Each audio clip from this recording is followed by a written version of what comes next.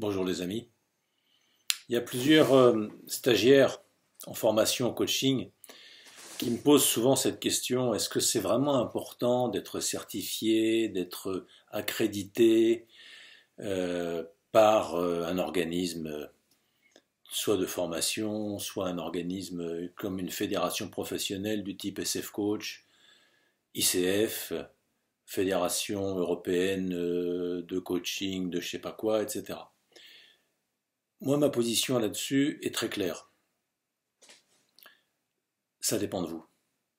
Si vous croyez que c'est important pour vous, si vous croyez que le client va s'intéresser à ce point-là, alors il est possible que se manifestent dans votre vie des situations où des clients vont vous confirmer votre croyance. C'est-à-dire que vous allez rencontrer des gens qui s'intéressent à ce genre de choses, qui ont besoin d'un petit tampon sur une feuille pour dire celui-là je le prends parce que c'est un coach certifié machin truc. Voilà, j'ai pas besoin de le sentir moi-même puisque c'est écrit sur le papier. Donc c'est bien la preuve qu'il est bon. Et si c'est pas écrit, c'est bien la preuve qu'il est pas bon. Donc si vous avez cette croyance que c'est important pour vos clients, vous allez probablement rencontrer des clients pour qui effectivement ce genre de preuves qui n'en sont pas sont importantes. Alors dans ce que je viens de vous dire, vous avez bien compris que pour moi c'est pas du tout important. Personnellement, dans ma pratique, on m'a très rarement demandé si j'étais certifié, accrédité, machin truc. Je ne sais pas pourquoi. C'est pas parce que j'inspire plus confiance que d'autres à qui on le demande. C'est probablement que c'est complètement hors du champ de ce qui m'intéresse dans la vie. Personnellement, j'ai fait une école, je suis rentré dans une école de commerce parce qu'il fallait bien faire quelque chose de cet ordre-là quand j'avais 18 ou 19 ans, je ne me rappelle plus. Dans ma famille, il fallait faire une école de quelque chose. Alors une école de commerce, c'était le truc le moins rebutant pour moi à l'époque. Mais quand j'ai été dedans, je me suis rendu compte que c'était complètement rebutant et que j'avais rien à foutre là-dedans. Donc je suis parti très vite. Autrement dit, j'ai pas de diplôme, si j'ai mon bac. Voilà.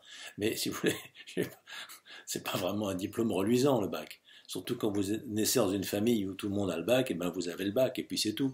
Et un peu plus, j'allais avoir un diplôme de grande école de commerce. Mais ça n'aurait pas fait de moi un type brillant en commerce ou en gestion ou en quoi que ce soit. Ça n'aurait rien fait de différent par rapport à ce que je suis aujourd'hui. Je veux dire que le diplôme que j'aurais eu ne m'aurait rien apporté de plus que de ne pas l'avoir. Alors pour le coaching, c'est pareil. Il y en a qui vont se faire former chez HEC parce que le coup de tampon HEC est meilleur, qui veulent un MBA parce que le MBA, ça fait bien. Mais s'ils croient ça, ce sera vrai pour eux. Si en revanche ils croient que c'est pas important, ils vont choisir une formation qui leur correspond vraiment, avec un contact avec le formateur, avec l'esprit de l'enseignement, avec la pédagogie qui leur parle, qui les touche à cœur, et probablement ils seront à l'aise avec ça, ils seront épanouis, ils seront bons en tant que coach, avec leur école qui se seront choisis, qui leur correspond, plutôt qu'un truc qui correspond à l'idée qu'ils se font de ce qu'attendent les clients. Et du coup, probablement que leurs clients ne leur demanderont jamais s'ils ont été estampillés par M. Tartampion ou je sais pas quoi. Parce que ça n'a pas d'importance pour ces clients-là. En fait, mettez-vous à la place d'un client. C'est rassurant d'avoir un coup de tampon qui dit que le coach est bien formé, supervisé, patin couffin.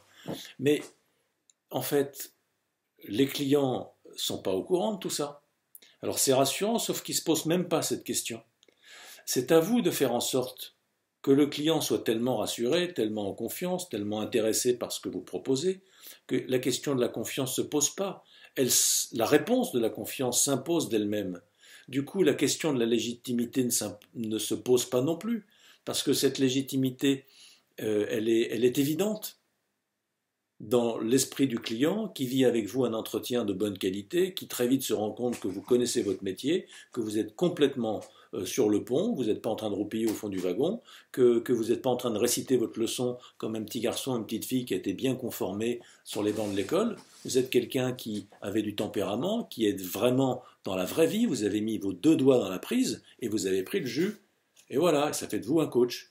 Alors sinon, vous avez fait vos petites études, vos petits rapports, vos petits mémoires, puis ça fait de vous un rat de bibliothèque. Je sais pas, moi. J'ai rien contre les études et les diplômes, mais honnêtement, j'ai rien pour. Mais j'ai rien contre. Donc si vous en avez, tant mieux, soyez heureux avec. Si vous en avez pas, vous en faites pas un complexe, d'une manière générale et pour le coaching en particulier. Voilà. Donc pour tous ceux qui me posent la question, vous avez ma réponse. Salut les amis.